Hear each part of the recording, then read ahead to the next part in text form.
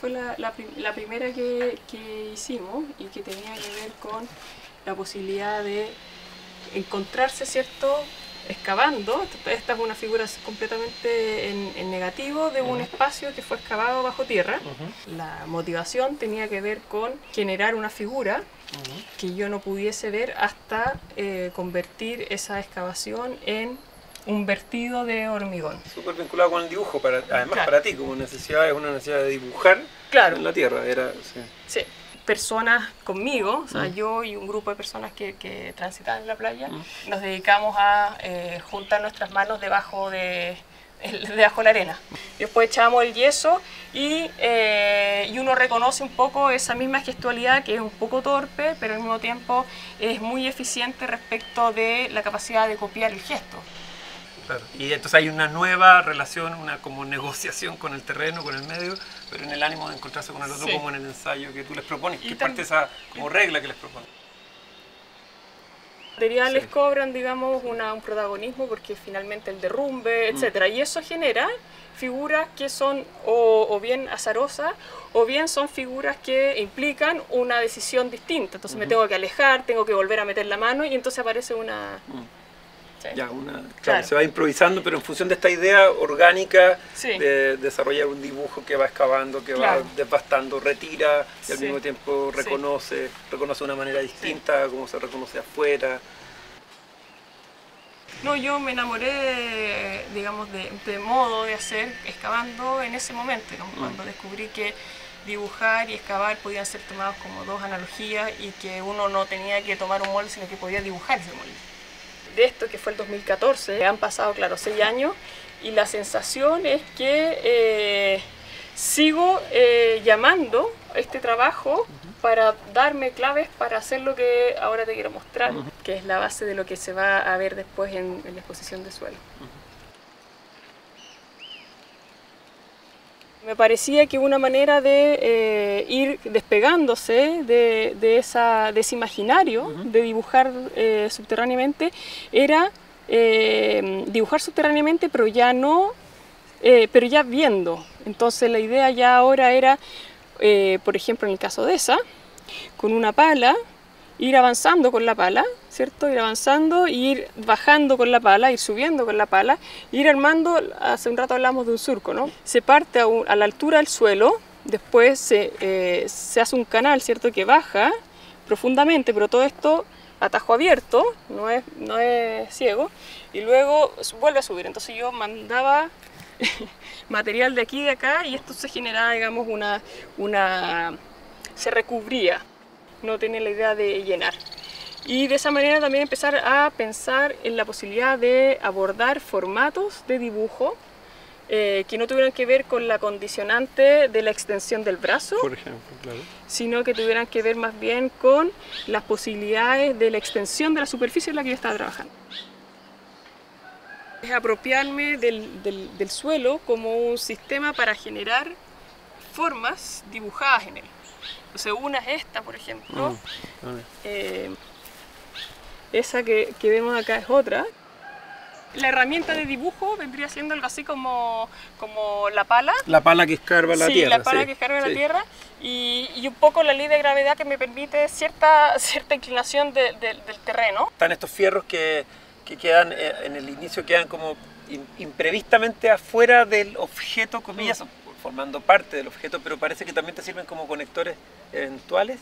Y como esto es un trabajo que va transformándose y que podría seguir creciendo, digamos, una de las ideas que tengo es que ese fierro me permite a mí reforzar con más fierro y armar una pieza que le sirva de apoyo y levantar entonces los cuartones que ahora están cumpliendo esa función. Y de algún modo, porque si en los trabajos anteriores el dibujo se iba produciendo a ciegas, ¿no es cierto?, en el ir encontrándose como y mirándose probablemente con el otro, acá la idea de seguir dibujando es a partir también, pero no de ese encuentro, sino que de ir copando hacia afuera, en una especie de copar el espacio hacia afuera. Nunca mejor dicho, en el sentido de que yo creo que esa, comillas, pedagogía de, no sé si de la, voy a decir, dejando, o sea, dibujar de una manera desaproblemada, yo creo que se traslada acá también como la posibilidad de que esto, chuta, acá hay una ventana para que esto siga creciendo.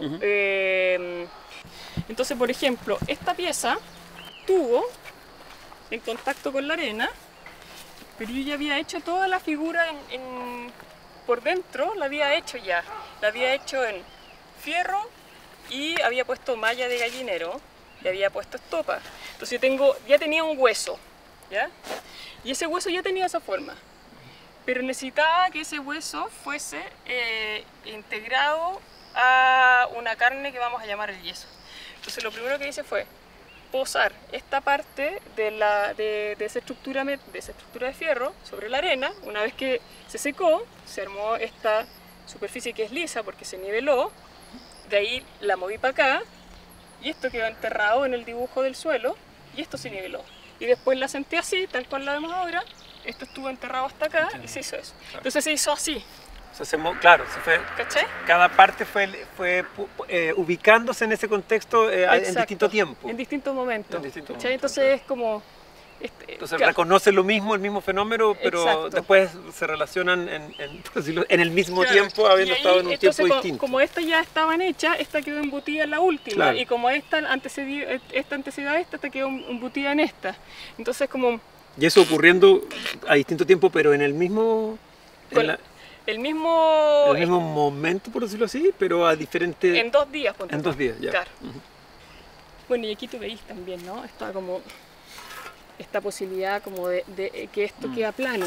Sí. Entonces uno puede ir como construyendo la pieza que quiere, solo que tiene que ir acomodando la pieza, esperar que se seque, volver a girarla. Y ¿sí? También se relacionan con el plano, sí. De una manera distinta y, bueno, es inevitable, pasa con la tridimensionalidad, digamos, con los objetos, pero hay objetos que lo hacen notar más evidentemente, que es que quisieran como ocupar los 3, o sea, la X, la Y y la Z, de una manera, porque claro, si voy para allá solamente estoy ocupando una dimensión, si me elevo ocupa otra, y quisiera como tratar de copar más de eso, sin obviamente transformarme en una esfera, sino que intentando como...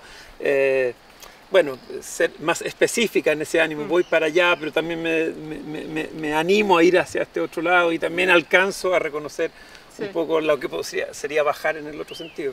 O sea, aquí toca el terreno en esta sección más longitudinal y en cambio obviamente la toca solo en un punto, que también está pasando. Sí. Esta idea de reconocer de cómo me muevo, de cómo avanzo, de cuánto subo, cuánto bajo, o sea, esta cosa como de trabajar aquí, trabajar por dentro, trabajar por fuera, cubrir, sellar, dejar, o sea, todas esas cuestiones de posibilidades de lenguaje... También son improvisaciones en ese sentido, pensando en lo que estábamos hablando allá, también son un modo de aproximarte... Es muy performático también. Claro, exactamente, sí. Y la prolongación yo encuentro que también es otra vez una posibilidad que entregan, porque si esto tiene, y es la idea, que tenga siempre un suelo compartido del cual surge y al cual se deben estas formas, eventualmente si yo pusiera otras piezas que mantengan ese mismo suelo, también empiezan a comunicarse y ya no es solamente una totalidad independiente y autónoma, sino que pueden ser también spots o momentos de una cosa mayor.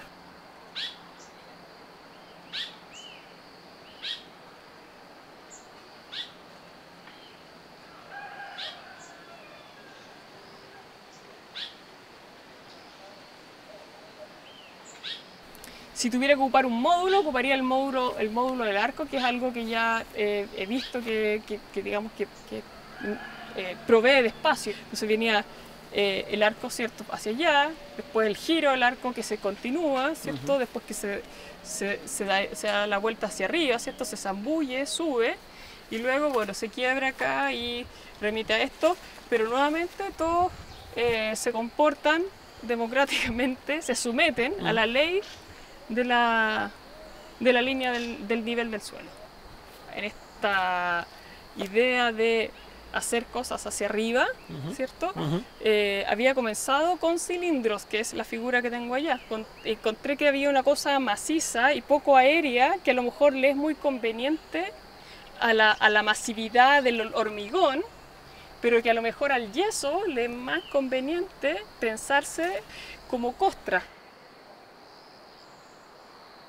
Yo creo que las pistas para seguir trabajando tienen que ver con empezar como a madurar ese tipo de asuntos formales, pero también de relaciones, de mantener un diálogo entre lo primero, lo segundo.